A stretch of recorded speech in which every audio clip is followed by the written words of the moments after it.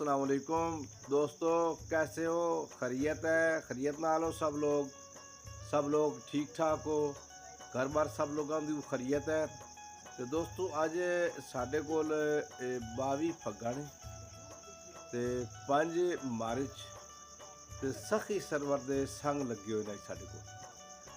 ते अज मैं सुबह उठ्या तो घर चूरी शूरी सारा कुछ सिस्टम बनया तो दूसरे दोस्तों भी चूरियां दे छन्ने चाए हुए ते बजुर्गों नूं जाके उत्थे कोई दोस्त बजुर्ग बने हुए ने, कुछ के ढोल वाले ने, कोई धरीस वाले ने, कोई धमाल वाले ने, उन्होंने जाके चूरी दी ते उत्थे सारे दोस्त गए। फिर कुछ घोड़ियां ते झूटे लैन लग पे, कुछ झूलियां ते झूटे लैन लग पे, कुछ बेड़ियां ते।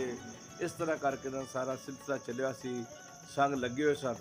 ते मेरे दोस्तों भी कुछ मैंने आख्या भी यार आओ भाई गुलफाम साहब चलिए संगां ते, लेकिन मैं आख्या यार संग वेखण ते दिल भी बड़ा, लेकिन मेरी मजबूरी है कुछ, मैं संग नहीं वेख सकता। उन्हें दोस्तों पूछा यार तेरी की मजबूरी है, तो मैं फिर उन्होंने अपनी मजबूरी दसी अपने शेर दे विच। ते मजबूरी मैं की दसी है, मैं दसिया भाई तुसां संग वेखो, तुहाडा हक बनदा है मेरे नाल, मेरा अज संग नहीं ते है संग सजदा भाइया नाल संगत दे विण संग्यो सजदा संग नहीं ते जदा संग आमू हमू संग वेदा।